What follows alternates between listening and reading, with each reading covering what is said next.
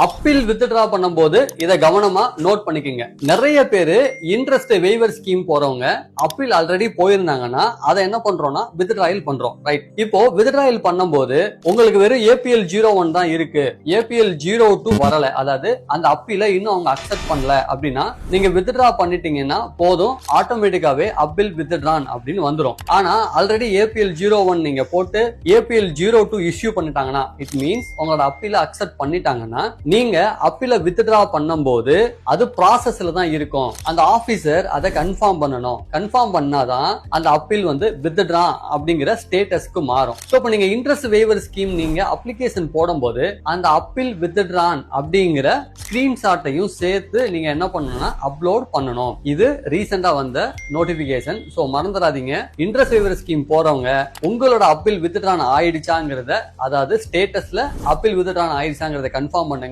அதை ஸ்கிரீன்ஷாட் எடுத்து அப்லோட் பண்ணுங்க.